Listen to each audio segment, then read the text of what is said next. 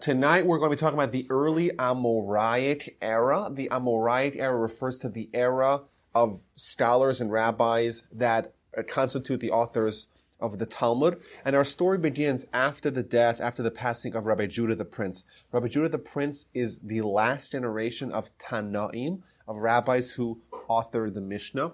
Rabbi Judah the Prince, he spearheaded and oversaw the compilation and sealing of the Mishnah. From that point forward, the Mishnah is going to be accepted by all of the Jewish communities as the final word of the first step of writing of the oral Torah. Moreover, from that point forward, all of the scholarship that's going to be done by the great communities and the great Torah centers is going to be oriented around the Mishnah Torah and building and expanding and augmenting the oral Torah evident in the Mishnah. The rabbis of the Mishnaic era are all the rabbis we've discussed previously. So like Hillel, Rabbi Yochanan ben Zakkai, Rabbi Eliezer, Rabbi Yoshua, Rabbi Gamliel, Rabbi Akiva, Rabbi Meir, Rabbi Shimon bar Yochai, and of course Rabbi Judah the Prince. These are the people that we have discussed over here, who are authors of the Mishnah Tanaim, and they are chiefly involved in the development of the oral Torah and writing down the Mishnah, which is the laws. The Talmud, the next stage, is going to be written by generations of Amoraim, of rabbis from the Talmudic era, and their job is to build upon the Mishnah, whereas the Mishnah is the laws, the Talmud is going to be everything else surrounding those laws. So like sources for the laws, examples where the laws apply, examples where the laws don't apply, exceptions, reasons for it, further analysis, explication, etc. Now the truth is we are going to be doing, as always, we touched just a sampling of the Tanaim. We spoke about 7 or 8 of the great rabbis of the time. Indeed, there were thousands of them who were all remarkable, each in his own right, each one of them worthy of deep analysis and focus and study. We just, of course, picked some highlights. And the same is going to be true with regards to the next era of sages called Amoraim. This remarkable era is going to stretch for around 300 years from the sealing of the Mishnah to the sealing of the Babylonian Talmud. And tonight I want to analyze that first generation, the first era, the shift from the Mishnah to the Talmud, the shift from the Tanaim, the rabbis of the Mishnah, to the Amoraim, the rabbis of the Talmud. And we're going to look at the era in general, but more specifically, we're going to look at the important names, the great Jewish personalities that really embody, personify this shift, this change, and this turnover of the new era. So, after the death of Rabbi Judah the Prince, there's going to be a slight decline in the Jewish community in Judah. During Rabbi Judah the Prince's time, we've spoken about it, he was good friends with Antoninus, Marcus Aurelius Antoninus, that provided a little interlude, a little respite from Roman persecution that's going to provide the tranquility and the serenity and the peace of mind for this monumental effort of writing down the Mishnah to be done. After that time, the hospitable Roman community ceases, and there's going to be a lot more difficult times for the Jews in Israel. Remember, they don't live in Jerusalem anymore. All of them are living in the north. The Mishnah is written in the north, in the Galilee, in Tiberias.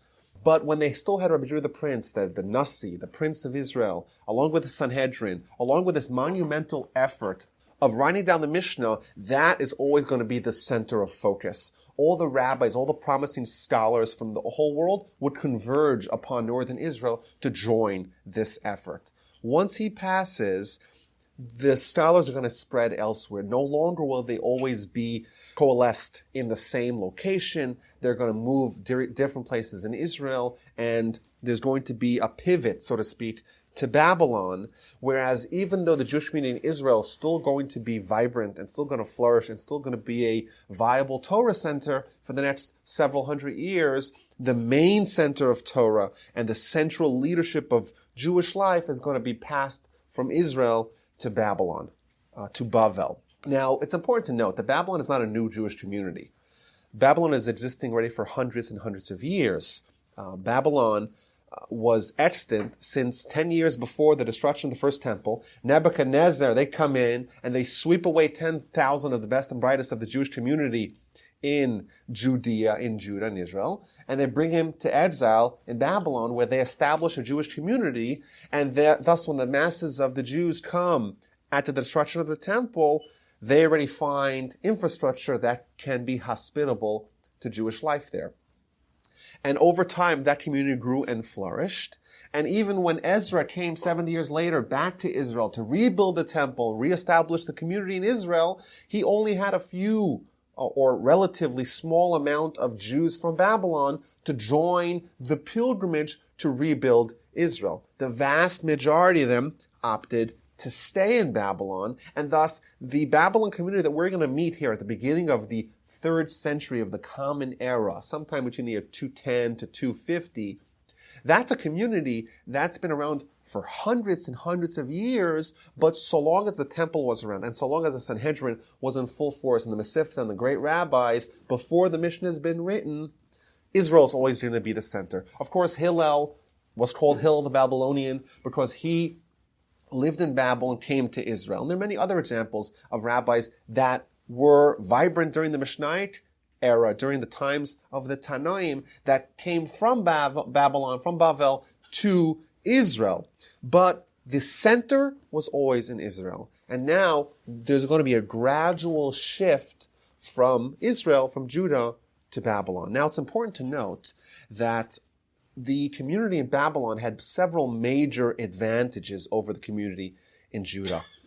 Number one, both of them were under Roman rule. Rome, of course, the Roman Empire controlled everything, but the Rome didn't really exert its muscles in Babylon. They were nominally in control of the land, but Roman rule and the harsh Roman decrees didn't really have the same force in Babylon as it did in Israel. They had a relative degree of autonomy. They also had very strong Jewish leadership because they had the official political representation in the offices of the Etzelarch, the Reish Lakish. So that's one advantage that they had. They weren't always living under the constant threat of annihilation because of harsh Roman edicts. But another very significant advantage was that in Babylon, they did not have hundreds of years of various different groups operating from within, trying to undermine the Jewish community. If you look at the history of the Jews in Israel at the time, they had a couple of years of Hellenists, then a couple hundred years of Sadducees, and then they had the Christians, and they kind of going from one foe to another foe, not just the Romans from without. You have the Jews and the renegade Jews from within, causing a lot of instability, a lot of disunity and fighting, and that really destabilized the Jewish community. Whereas in Babylon, they did not have that. It was almost non-existent. And therefore, they were primed to really take a major step forward. Now, throughout the time, there's going to be crossover. There's going to be Babylonians coming to Israel. There's going to be Jews from Judah, from Israel, going to Babylon. But it's interesting to note that they had like this competition existing between the two. So, for example, the Talmud tells that when the Babylonians would come to Israel, they would have their own synagogues. They had their own customs. These are hundreds of years old, the communities. It's almost like today we have the Sfarim and Ashkenazim. How old is that bifurcation? That's only 1,000 years old. This is 700 years already. It's significant time for various different customs to develop. So the Babylonians come to Israel, they establish their own little Babylonian synagogue with their own Babylonian customs. But more tragic would be the fact that the Babylonians would really like to intermarry amongst themselves. And the reason for that, the deep underlying reason for that, is the Babylonians were very wary of the Jews living in Judea and Israel. Because they know there's hundreds of years of Hellenists and Sadducees, and who knows who you're going to let your kid marry, who knows what their stock is, what their pedigree is. And therefore, the Talmud says that some of the Babylonians who came to study Torah by the great Rabbi Yochanan was the leader, the paramount leader of the Jewish community in Israel, and all the students from all over the world flocked to the Galilee, to Rabbi Yochanan, and they want to study Torah from him, but they didn't want to marry his own daughters. Because to them, in their worldview, the Babylonians wanted to only marry Babylonians. They were the highest stock. But that shows a little bit of the character of these, this dual coexisting communities that's really going to be the story going forward. For the duration of the Amoraic era, the era of the writing of the Talmud, there's going to be 2 concurrent Torah centers. And there's many examples, like we said, of rabbis going back and forth. And of course, the first thing that happens once a rabbi travels from Israel to Babylon or Babylon to Israel is they sit him down and they debrief him. They say, okay, well, what Torah is going on in Israel? What Torah is over there? What are they teaching? The Talmud is replete with episodes of when this rabbi came, he said as follows. What happened was, this a rabbi shows up, all the students get up and come visit him. And they say, okay, tell us what the Torah of Israel is. And then a Babylonian rabbi goes to Israel, and they quickly sit him down and say, okay, tell us what the Torah they're teaching in Babylon. So there was a interflow of Torah and Jewish culture, which is one of the same, of course, between these 2 communities. But the balance of power and balance of influence over the Jewish world is going to gradually shift from Israel to Babylon over the course of these eras. Tonight I want to focus on some of the pivotal characters that really got this era started. The great leaders of Israel, Judea, those names are interchangeable, the great leaders of Babylon, the various institutions that they developed, and the way they set the Jewish people on a path of greatness in Torah that ultimately will result in, of course, the most monumental, or maybe the second most monumental human achievement, and that is writing down the Talmud. Okay, so the first personality I want to talk about is someone by the name of Rav Abba Bar Evo. If you say this name to someone who is a Talmud scholar, they probably will look at you quizzically, wondering who this actually is. Now, this was his name, but he's almost never called this by this name. He's actually called Rav. And it's interesting to note, just like Rabbi Judah the Prince was renamed by his peers Rabbi, they just called him Rabbi, Rabbi Abba Bar Evo was just named Rav, Rabbi, because his influence was so complete over the Jews of his time that they renamed him, and they said, we don't need to say which rabbi is it, we'll just call him Rabbi or Rav, because he really has the effect of being the rabbi and the leader and the teacher of all of us. And this is Rav. Sometimes he's called Abba Arika. His first name was Abba. Arika means long, because he was very tall and very beautiful in stature. Now, he was born in Babylon. He lived a very, very long life. He traveled to Israel to study under Rabbi Judah the Prince. So he's right at this transition point. He's actually studying from and with the great scholars of his time that were Tanaim, that were authors of the Mishnah. Talmud, in fact, says that Rav is the only personality, one of the select few personalities that qualifies as both a Tana and an Amoraim, both an author of Mishnah and an author of Talmud, which really matters because there's a universal principle of Talmud is that they cannot argue with each other. If you're a rabbi from the Amoraic era, you could add and you could explain and explicate what the Mishnah says, but you cannot disagree with it. And therefore, a common question the Talmud has is how does this rabbi argue with the Mishnah? He can't argue with the Mishnah. Well, when Rav argues with the Mishnah, he can, because the Gemara says famously, Rav Tana Upalig. Rav is also like a Tana, and therefore he is entitled to argue with another Tana. Now, he studied under Rabbi Judah the Prince. He studied also under Rabbi Chia, and then when he went back to Babylon the first time, Rabbi Chia, who happened to have been his uncle, he brought him before Rabbi Judah the Prince and says, okay, he's going back to Babylon. He spent years now studying under your tutelage. He's going back to Babylon. Well, what happens? A rabbi's going back to Babylon. He needs his rabbinic ordination. So he said to him, okay, can he teach? He says, yeah, he can teach. Can he judge? Yeah, he could judge. This is Rabbi Judah the Prince, the venerated sage and leader of the people, ordaining the Rav, who's going to be the leader of the Jews in Babylon. And he said, is he going to be allowed to permit the blemishes of a firstborn? Halacha is that a firstborn animal gets consecrated with the laws of tithing. But if that firstborn animal has a blemish that a rabbi has to evaluate, then that animal loses its holiness. Can he do that? Rabbi Judah the Prince says no. This he can't do. And his whole life, this dog, Rav, that he didn't get the complete ordination from Rabbi Judah the Prince, he got like this half. He got most of it. Most of what he wanted to be allowed to do, he got not this. Now, why not? Rav happened to have been the world's expert at determining which blemish was a permissible blemish to invalidate a firstborn animal. Talmud says that he spent 18 months in a farm studying animals to become the expert. And says the Gemara, that's precisely the reason why he was ineligible to adjudicate that. He was such an expert that his understanding dwarfed everyone else's understandings, and therefore, what's going to happen? He's going to permit something, people are not going to get it, and they will erroneously assume that he's permitted it for this reason, because they can't fathom the depth of his reasoning, and therefore, they'll come to permit it for something that was not his reasoning. Therefore, he says, you know what, don't get involved with this. Ironically, sometimes in the area that we're most ill-suited to adjudicate. Now, Rav is going to spend some time of his life bouncing back and forth. He's going back to Israel. After Rabbi Judah the Prince dies, his son, Rabbi Gamliel, becomes the Nasi. So Rav, who's already an accomplished scholar, one of the leaders of Babylonian Jewry, he comes back to the son of Rabbi Judah the Prince. He says, would you maybe give me ordination to permit the firstborn? He says, no, my dad didn't do it. I'm not doing it. Sorry.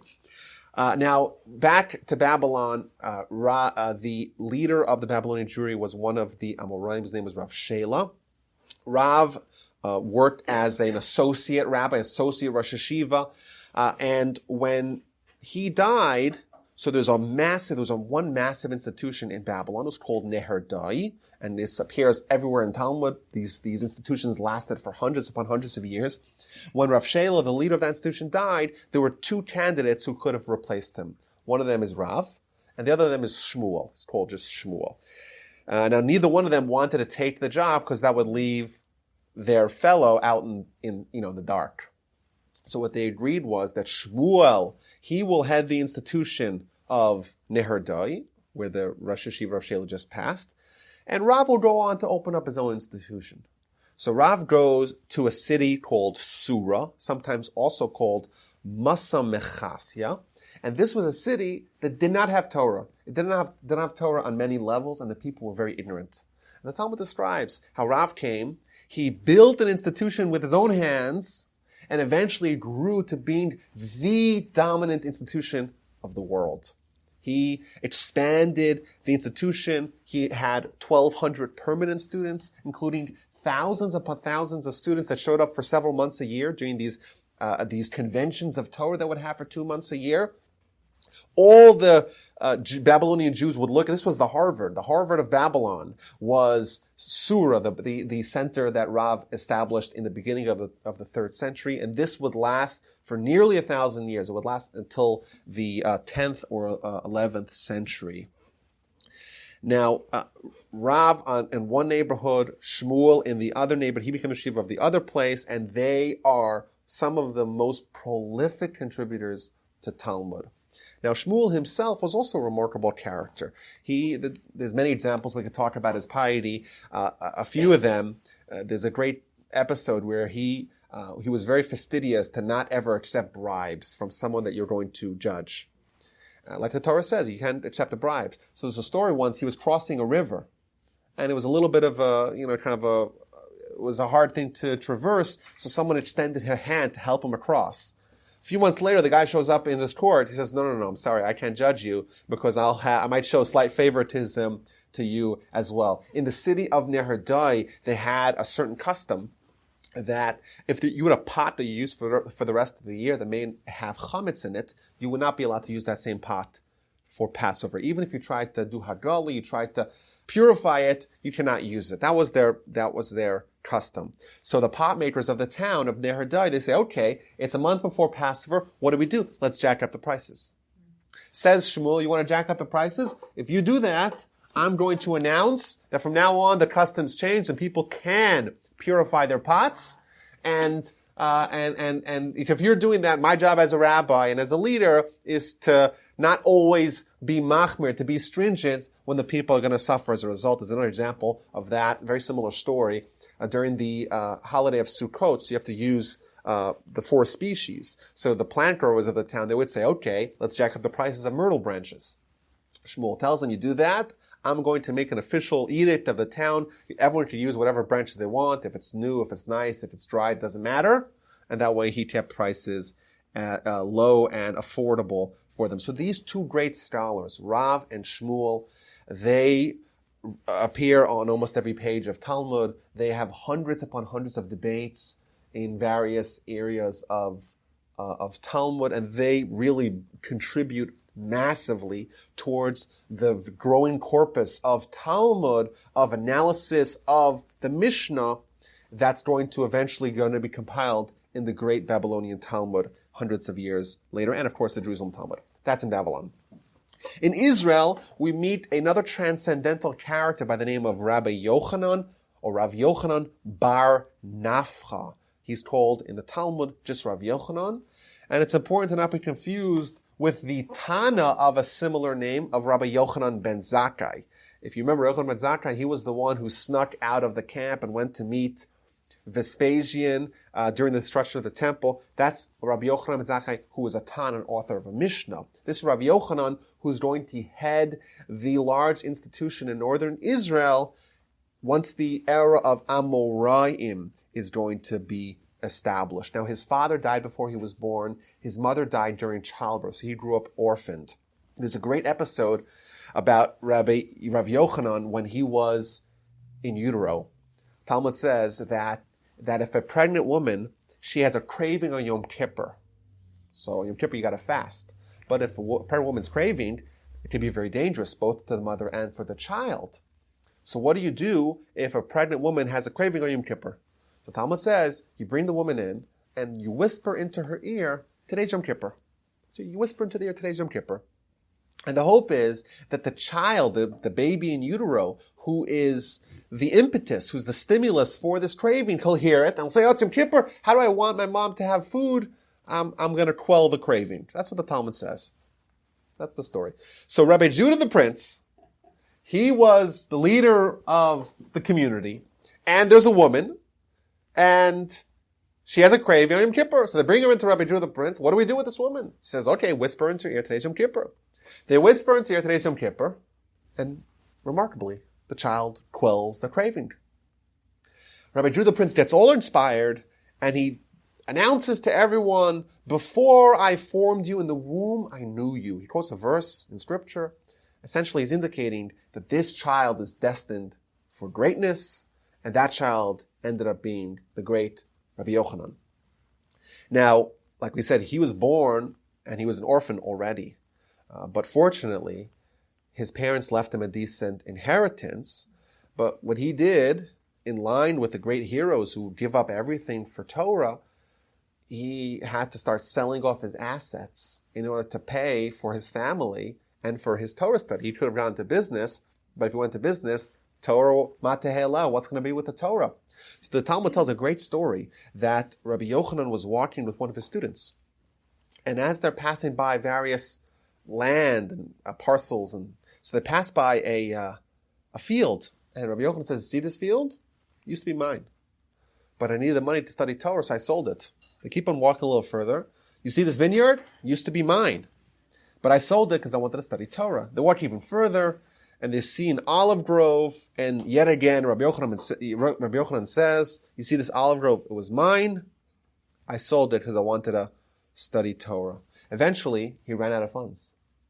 And he was between a rock and a hard place. What to do? He was living in great poverty, but the poverty became unbearable. He had to find a job to pay for his family. And now, at that time, the rabbis were very, very hesitant. Even the greatest rabbis of their times absolutely refused to be paid for their Torah study. So that's why most of them worked on the side. So Rabbi Yochanan says, okay, he was talking to his friend, and they decided that they're going to leave Torah study and find a job. So they said, let's, and they quoted a verse. The verse tells us in Deuteronomy that there's a mitzvah to not be poor. And they said, okay, we have to fulfill this mitzvah. Let's go find a job. So they're talking about it, and they sit next to a shaky wall. And two angels appear, which, by the way, as an aside, we see like the remarkable character and the capacity for visions that these people have. So two angels appear, and Rabbi Yochanan hears them talking, And they said, see this wall? Let's push the wall down. And let's crush these people, because these people are abandoning Torah, and they're going to go waste their time becoming an accountant or a lawyer. What's going to be with the Torah? Let's destroy them right here, right now. That's what the angels are talking to each other. That's one angel suggests that. The other angel says, I don't know, Rabbi Yochanan's become a great scholar. We shouldn't smash him. That's what Rabbi Yochanan hears. So Rabbi Yochanan turns to his friend and says to him, did you hear that? He said, hear what? I didn't hear anything. So Rabbi says, oh, if he didn't hear it, it was a message intended for me. And he indeed made a decision. I'm going to go study Torah. What will be with my family? I'll manage. I'll live in great poverty, but at least I'll do what is incumbent upon me. So he returned to his studies, whereas his friend went into business. Now, Rabbi Yochanan, of course, he rose the ranks, became the great leader of his time, and was appointed the head of the yeshiva. One day, he gets a visit from his old friend, the businessman. And Rabbi Yochanan tells him, you see me, I have thousands of students. Look what organization, what institution I have over here. If you would have stayed studying with me, if you would have kind of roughed it out, you too would have had this great opportunity of Torah greatness. So Ilfa, who was his that's the name of the person. He walks up and he climbs. He does it very dramatic, of course. He climbs onto a ship and he hangs a noose around his neck. And he announces to the crowd, I want anyone to quote me any Torah teaching and see if I know it. If I don't know it, I'll hang myself. So they start peppering him with questions from the crowd, and every one of them he swats away. And he's successful.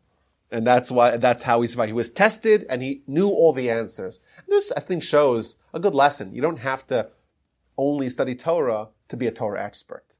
You could also be someone who's evolved in the world, and if your priorities are for Torah, and even when you work, you view that as something tertiary, something that you just need as a means to fulfill your true ambition, which is Torah study, you too could achieve Torah greatness. But Rabbi Yochanan climbed to the absolute acme and apex and pinnacle and zenith of the Torah world. Now, he was someone whose holiness and purity was so complete that, in a way similar to Moshe, his face radiated. He was beautiful. Talmud made a description of his beauty that's really striking. The Talmud says, what do you want to do? If you want to have a picture, imagery, how beautiful is Rabbi Yochanan?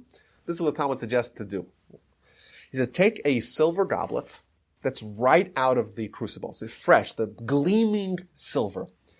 And you fill it with red seeds of pomegranates. And then you surround it with a bed of roses. And you put it between the sun and the shade, and you look at it, and that countenance that you'll see, that color, that striking imagery, that was the visage of Rav Yochanan. And great anecdote in the Talmud was that when the women would go to the mikvah, so the laws of Nida mandate that a woman, when she is ovulating, essentially, she goes to the mikvah, and that's when she is most primed to conceive. So Rabbi Yochanan would sit at the entrance of the mikvah, and he would sit there, and the idea being that all the women who walked out, the first thing they would see is the beautiful Rabbi Yochanan, the great Torah scholar. And that way, when they have children, it's likely that image will impact the beauty of the child. That's what the Gemara says.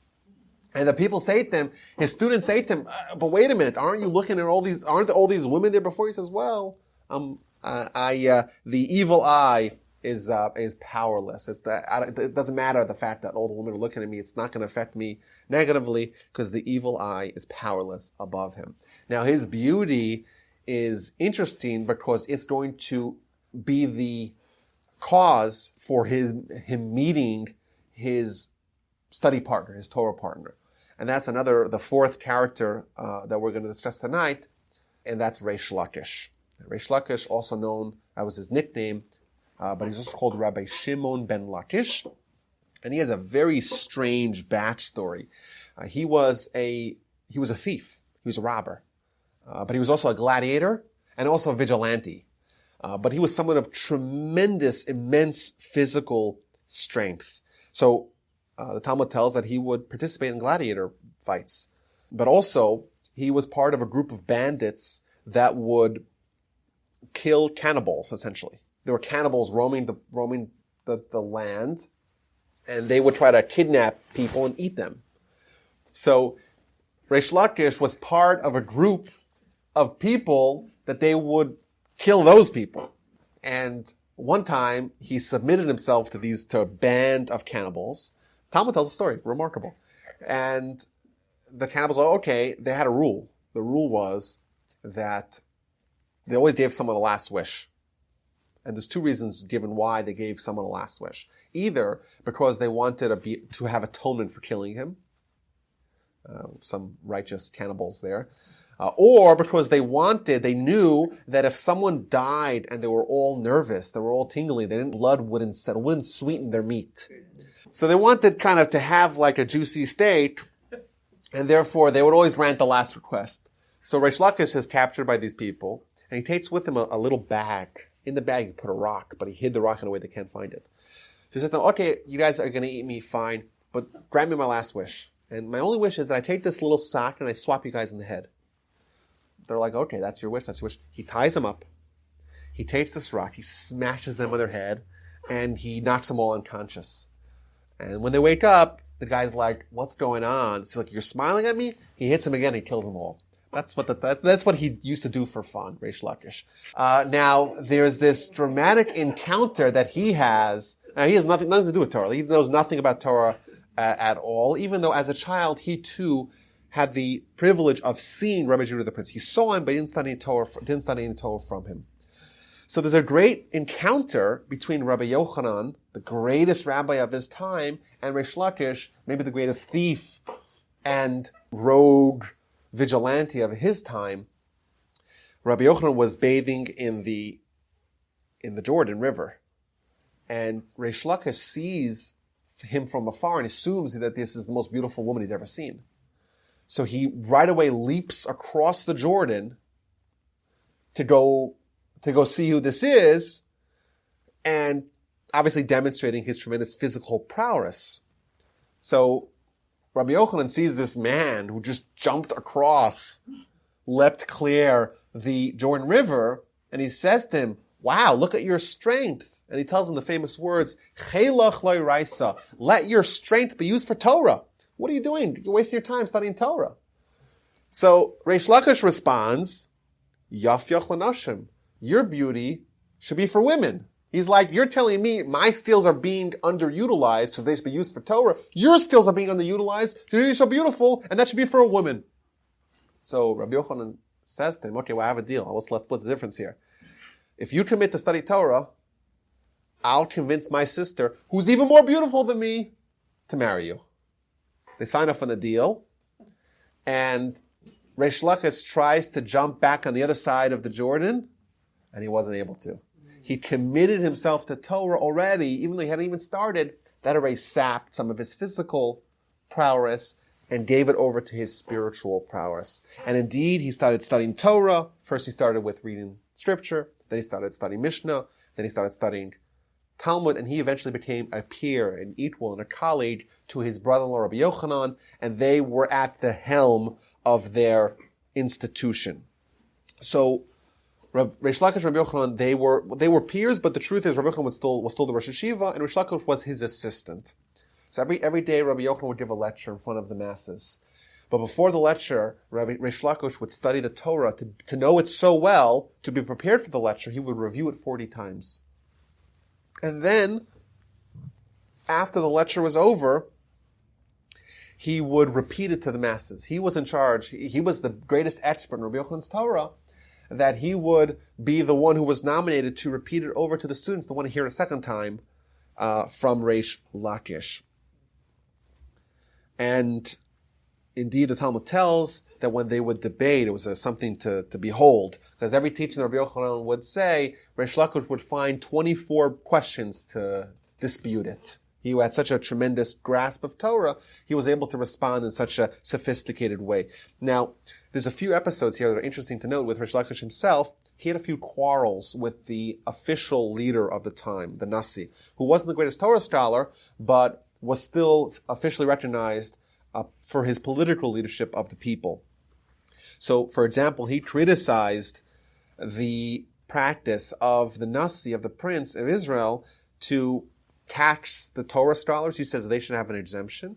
And he also accepted gifts from people. He was someone who liked to accept gifts, and Reish Lakish criticized him. But what really sank his fate was that Reish Lakish ruled that even someone who is the political leader of the people, even the Nasi, if they misbehave, if they transgress the Torah law, they, like every other citizen, can be flogged in the Jewish court of law for their misdeeds.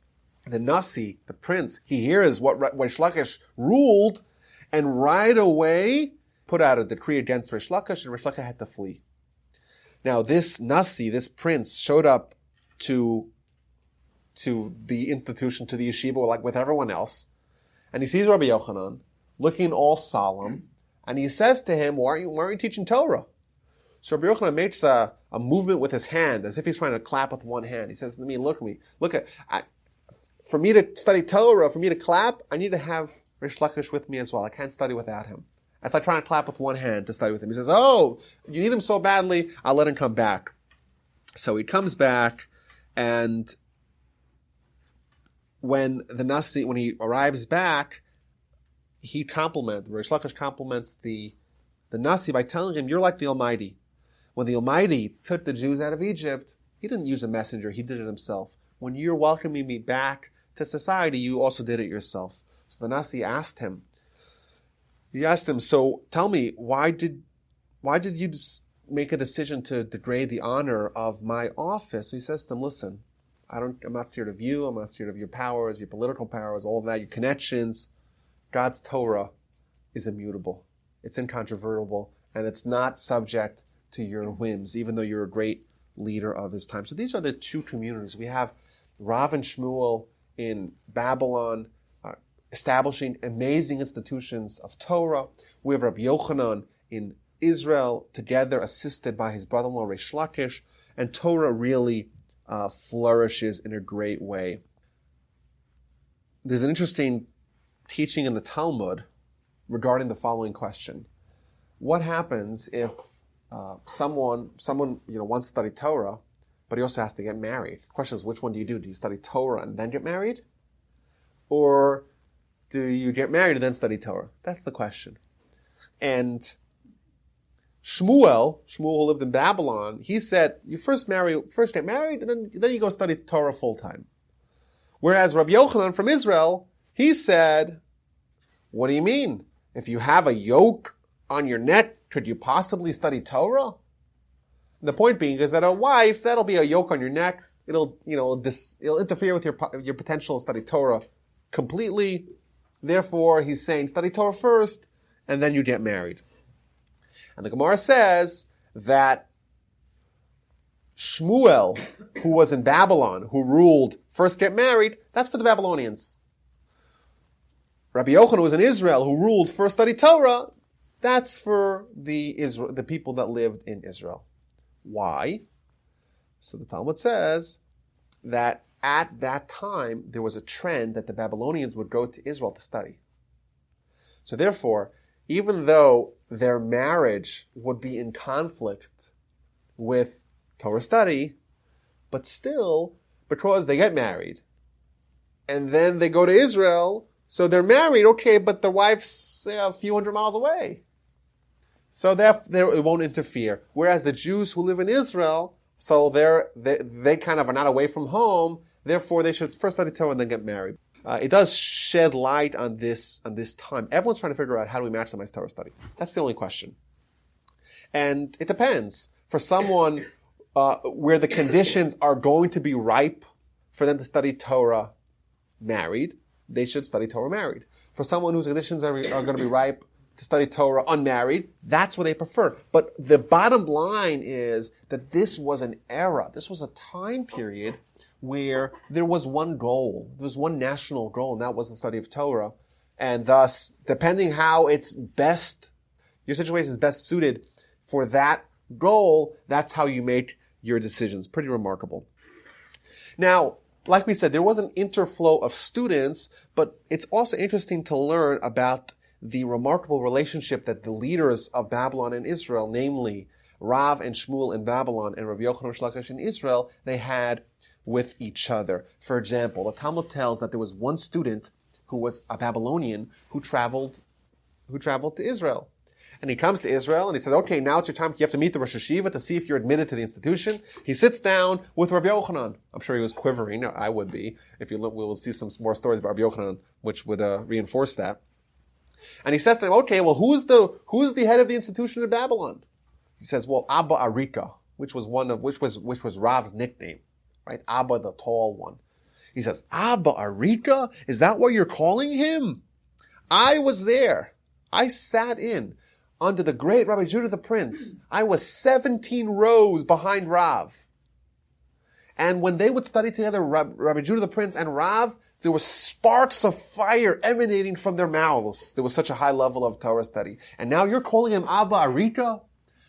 And they had, we don't know what happened with that young student, but this shows the respect that they have for each other and the fact that they knew each other. In fact, the Talmud tells that when Rav died, so the correspondence between the two was always Rabbi Yochanan in Israel would contact Rav in Babylon. But then Rav died, so he would contact Shmuel. The Talmud tells that Shmuel was disappointed with the honorifics that he was given by Rav Yochanan. Because when Rav Yochanan addressed his letters to Rav, he would say, to our rabbi in Babylon. Whereas when he wrote to Shmuel, he would write to our colleague in Babylon. So Shmuel responded, you're not calling me rabbi? I'm a rabbi. And he would send him a letter. He sent him with the next student, with the next caravan. He sent him a complete 60-year calendar.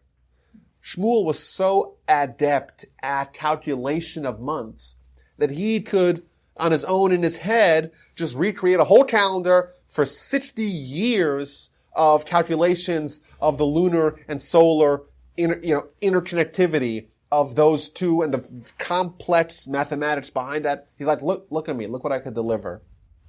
Rav Yochanan sends back, sorry, I'm not impressed. Then he says, okay, you're not impressed? Next caravan, he sends 13 camels laden with questions. Basically, he piled up questions, sky high, put them all on camels, and sent it there, and then finally says, okay, I'll call you rabbi. And for the ensuing conversations, he would indeed call him rabbi. And there's another remarkable story. This is interesting. So if you thought some crazy stories, wait till you hear this. The story goes in Babylon, there was a student of Rav whose name was Rav Kahana. And the halacha is that an informer, someone who's an informer on the government, is someone that you're actually allowed to execute extrajudicially. Halacha is that certainly at that time, if someone if someone went to the government and says, oh, see this guy? He's evading taxes. So that would be a death sentence on the person. Because they would go and hit him and beat him until he revealed where his money was, whether he had it or not. So halacha was, if someone is threatening to go tell the government, even about someone else's financial misdeeds or financial abilities, that essentially meant that this person, this perpetrator, is trying to kill the victim, and because they're trying to kill someone else who's innocent, they themselves can be killed.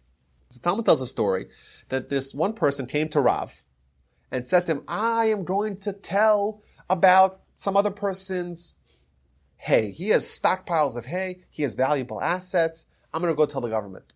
So Rav says, don't do it. You're not allowed to do it. He says, I'm doing it. Rav Kahana is there. He sees what's happening. He punches the guy in his face. He dislocates his neck and kills him. Right there, right now. So Rav says, you did the right thing. But the local authorities are going to try to find who killed him. They're going to come after you. You did everything that's correct. But because it's dangerous for you to stay here, go to Israel. And go to Rav Yochanan. Okay. But when you go to Rav Yochanan to study Torah by him, you can't ask any questions for 7 years.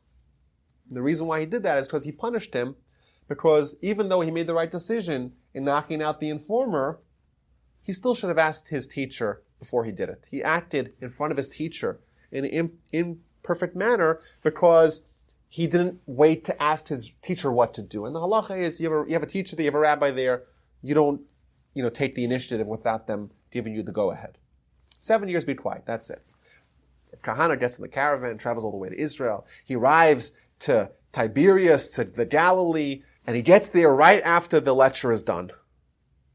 And all the students are milling around, and everyone's gathering around Reish Lakish, who's going to tell over the lesson, tell over the lecture.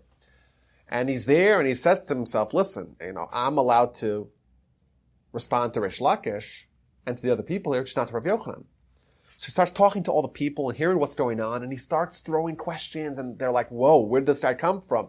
So they go tell a message to Reish Lakish. There's a new star in town. His name is Rav Kahana, and he came from Babylon, and he's just the hero. The famous words of the Talmud says, Ari Alami Bavel, a lion ascended from Babylon. There's a new genius Torah scholar amongst us. Next day, they're like, okay, let's hear what this... Finally, he's there for the lecture of Rabbi Yochanan himself. They put him in the front seat. And Rabbi Yochanan starts giving a lecture. And he knows his rules. He can't say anything. He's quiet. So he says one lecture. He says another lecture. And the guy's just there. He's not answering and asking questions. So he says, okay, you were here in the front line? Get all the way to the back. And he demotes them to the very last row after 7 other rows. So Rav Kahana says, okay, I did my penitence, right? Rav told me to be quiet for 7 years, but the fact that I was demoted 7 rows, that should cover it. So now I'm going to say whatever I want. So Rabbi Yochanan says, and he starts throwing peppering questions from the end of the room. And every time he says, Rabbi Yochanan says something, he disproves him. And Rabbi Yochanan was a very old sage. He's sitting on 7 rows of carpets, and every time he is disproven by his new student, Rav Kahana, he throws one of them away, and eventually sitting on the floor. And Rabbi Yochanan's there sitting on the floor, and he's been defeated now by this great Babylonian Torah genius, and he's like, I want to see what this person looks like. Now, why can he look at it? So the Talmud describes Rabbi Yochanan was really old, and he had big furry eyebrows that were covering his eyes. He had a hard time seeing. So he calls the students, and they bring a silver spoon, and they flip open his eyebrows to look at Rav Kahana. And Rav Kahana had a cleft lip. So it looked like he was smirking. So Rabbi Yochanan sees this guy who defeated him in Torah, and it looks like he's smirking at him. So he's like, what's the deal? And right away Rav Kahana dies. He made Rav Yochanan upset. He dies on the spot. And they bury him. And the next day, Rabbi Yochanan tells the rest of the students, did you see this Babylonian who's making a joke out of me? Look at his face. He was smirking at me. And they say to him, no. That's the way he always looks. He says, oh my God, what did I just do? What did I do? I just killed an innocent man. So he goes to the grave. And he gets to the grave, and he sees that there's a serpent surrounding the grave. And the serpent is surrounding the grave in a way that its tail is in its mouth. So it's making a complete circle, not letting him enter. So he says to the serpent, I want to go visit my student, Rav Kahana. Serpent doesn't move. I want to go visit my colleague. We're equals. Serpent doesn't budge. I want to visit my teacher, Rav Kahana. The snake slithers away. Rabbi Yochanan gets to the grave. He starts praying. Miracle of all miracles. He's able to resurrect Rav Kahana. He resurrects him, and they start having a conversation. It's unbelievable, I know. But these people were absolute giants. They could resurrect people, no problem. Split the sea, no problem. And he has a conversation with Rav Kahana. And Rav Kahana is like, come back with me to the yeshiva. I need more people like you. Rav Kahana's like, I don't think so. I had a bad experience round 1. Unless you can promise me that you'll never cause me to die by getting upset at me, I'm not coming back. So he says to them, well, I cannot promise that. And they have a very long conversation talking about various Torah subjects. Rabbi Yochanan finishes the story and he says, the Babylonians, they're greater Torah scholars than us. And indeed, Rav Kahana ultimately ended up going back to Babylon. There's a nice epilogue to that story. Rav Kahana, after he died and came back, he was approached by some mockers, like, oh, well, when you were dead for that couple of hours, what did you see? So he says, I saw that you're going to die. Indeed, the guy died. The next day, someone else asked him the same thing. Well, what do you see? Some smart aleck came to him and says, So Rav Kahana's like, oh my gosh, these people are all asking me the same question. I don't want to kill all the people of Israel. I'm going to head back to Babylon, which he did. Now, there's another interesting story here about the death of Reish Lakish. Reish Lakish became a great Torah sage. But they had a various matter of Torah, interesting matter of Torah that came before him, the yeshiva, regarding the priming for impurity of a weapon. Halacha is that if you have a vessel, if you have any item, any utensil, it has to be finished before it can become impure. So the question that the Gemara entertains, what about all these various weapons, these knives and axes and whatnot, when are they finished? Like, when are they usable and then they can become impure? So Reish Lakish, he gets up and he says his answer, when you scrub them in the water. So they say to him, oh, you're the expert because you used to be the thief, you used to use these, you're the expert. And Reish Lakish is absolutely dismayed. He's like, I left that world. What did I gain? I was a thief and now they're still calling me a thief. How did I possibly improve my situation? So Rabbi Yochanan says, what? How did you improve your situation? I took you and I brought you under the canopy of the Shekhinah. So as a result of that, there was acrimony and disappointment, and both of them fell ill, and indeed both of them died as a result of their illness that they had because of this fight that they had with each other. But I think these episodes, I selected some out of hundreds upon hundreds of stories, and certainly thousands upon thousands of teachings from the Talmud. But this shows, I think, number one, their great prowess, in Torah matters, but even in matters of greatness associated with miracle doers. These people had Torah to such a degree that just like the Torah precedes the world, the Torah has mastery. The Torah is higher in the pecking order over nature. They too, because they incorporated Torah within them, they mastered nature. If Rabbi Yochanan was upset at you, you would die because he is higher than the rules of nature say you're alive. But Rabbi Yochanan says, I don't know why this guy is alive. You're dead. That's just the way it is. And the stories about all these people that they had these are stories. These were giants that these episodes really happened to. There's even a modern day story. I'll say it very quickly. That happened in the 1970s. The Mishnah tells us that a person should always warm himself up with the fire of the Torah scholars, but be careful not to get too close, to not get singed, to not get burned by their coals. Why? Because their bite is the bite of a fox, their sting is the sting of a scorpion, and their hiss is the hiss of a snake. That's what the Mishnah says in Chapters of the Fathers. It means that be careful not to take off the rabbis, the Torah scholars, because they can be very dangerous. I think that would explain a lot of these episodes. But there's a great story from the 1970s with Rabbi Avad Yosef, who died in 2013, someone who lived in modern times. Now, he was the chief rabbi of Israel at the time, and this is in the aftermath of the Yom Kippur War. Yom Kippur War, it was the worst war in Israel's history. They had sent thousands of soldiers died during the war, but also many hundreds certainly were missing in action. And the halacha is, unless you have a dead body, a corpse, the wife cannot remarry because who knows if the person is actually dead. And Rabbi Avad Yosef, he accepted upon himself the task of interviewing soldiers and finding all of information that he possibly could to try to permit as many women to remarry. So there was a woman reporter, who concocted a whole story to try to embarrass the great rabbi. And she made up a story that her husband was in war and she got witnesses and he's missing. And she presents all the information to Rabbi Avadia and she says to him, can I remarry? And he says to her, yes, based upon your evidence. She's so excited. She has the greatest scoop. She found the rabbis are fraud. She quickly goes out. She finds a public telephone. She calls the office of her newspaper. She's so excited to be able to have this story that's going to be the scandal of all scandals. It's going to totally destroy the reputation of the great rabbi. And she calls the office like, I can't believe I'm speaking to you. Do you know what happened? She's like, what are you talking about? I don't know what happened. Well, your husband died in a car accident. He's dead. Rabbi Vadi says you're allowed to remarry, your husband's dead, and her husband dead. That's it. And that's a story that happened in modern times. Certainly the great rabbis of yesteryear were capable of that. If you try to play games with them, you try to say, oh, what did you see in the heavens?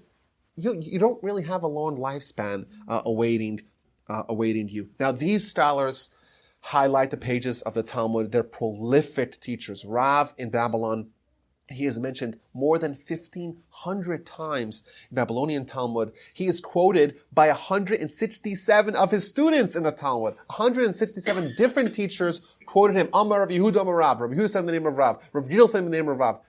All these rabbis who taught over the teaching of Rav Yochanan, his name is mentioned more than 1,700 times in Babylonian Talmud. He is the chief architect of the Jerusalem Talmud.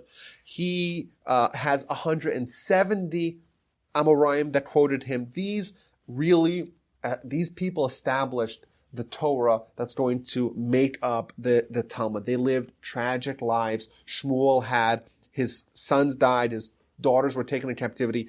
Rabbi Yochanan had an exceedingly, inordinately tragic life himself. He had 10 sons that died in his lifetime. And the Talmud says that when he would go to try to comfort someone who's mourning, he would carry the tooth of his last son that died. And he said to him, I feel your pain. I too know what it's like to suffer tragedy. Of course, these are just small flavors of their character, but the monumental Torah contributions of these giants are absolutely amazing, beyond fathoming. These names appear on virtually every page of the Talmud, but they also set up multi-generations of Torah excellence, both in Israel and in Babylon, and indeed, they developed the infrastructure that's going to be so vital to the completion of the Talmud and indeed the perpetuation of the Jewish communities.